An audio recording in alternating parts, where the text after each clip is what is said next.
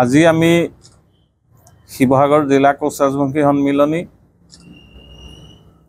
শিৱসাগৰ জিলা আক্ৰাছুৰ যৌথ উদ্যোগত, শিৱসাগৰ জিলা প্ৰশাসনৰ সহযোগত, বিশেষকৈ শিৱসাগৰৰ SP মহোদয়ৰ সহযোগত অসম চৰকাৰৰ ইতিমধ্যে যিসকল যুৱক যুৱতীয়ে এই অঞ্চলটোত শিৱসাগৰৰ আশে পাশে এই সকলো ছাত্ৰ ছাত্ৰী যিসকলে শাৰীৰিক পৰীক্ষাত উত্তীৰ্ণ হৈ আছে, লিখিত পৰীক্ষাৰ বাবে প্ৰস্তুতিৰ এক প্ৰশিক্ষণ আমাৰ শিৱসাগৰ জিলাৰ এই আমাৰ বীৰ চিলাই ভৱনত দিয়াৰ ব্যৱস্থা কৰিছোঁ। ইতিমধ্যে আমাৰ প্ৰশিক্ষণ চলি আছে। কেইবাজনো বিষয়া শিৱসাগৰ জিলা আৰক্ষী বিভাগৰ বিষয়াই এই প্ৰশিক্ষণ দিছে।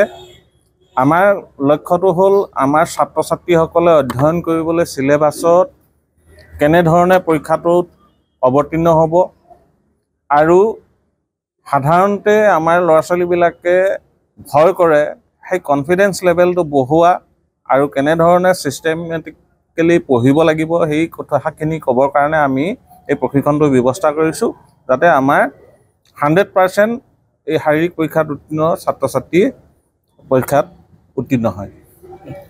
আজি সদৌ শিৱসাগৰ জিলা কোচ ৰাজবংশী ছাত্ৰ সন্থা আৰু সদৌ শিৱসাগৰ জিলা কোচ ৰাজবংশী সন্মিলনীৰ যৌথ উদ্যোগত শিৱসাগৰ জিলা আৰক্ষী প্ৰশাসনৰ সহযোগত আমি যিসকল প্ৰশিক্ষাৰ্থীয়ে আৰক্ষীৰ শাৰীৰিক পৰীক্ষা উত্তীৰ্ণ হৈ আছিলে তেওঁলোকৰ লিখিত পৰীক্ষাৰ বাবে সহায়ক হোৱাকৈ আমি এটা আজি কৰ্মশালাৰ আয়োজন কৰিছোঁ। ইয়াত আপোনালোকে দেখিছে যে শতাধিক ছাত্ৰ ছাত্ৰী শিৱসাগৰ জিলাৰ বিভিন্ন প্ৰান্তৰ পৰা আহি ইতিমধ্যে তেওঁলোকে ইয়াত অংশগ্ৰহণ কৰিছেহি। আমি আশা ৰাখিছোঁ যে আমাৰ এই যি কৰ্মশালাৰ জৰিয়তে অসম আৰক্ষীত আমাৰ শিৱসাগৰ জিলাৰ পৰা গৰিষ্ঠ সংখ্যকে যাতে সফলতা লাভ কৰে তাৰ আমি আশা লৈ পিনি আমি আজি এই কৰ্মশালাটো আয়োজন কৰিছোঁ। আৰু এই অনুষ্ঠানটো কৰিবলৈ যাওঁতে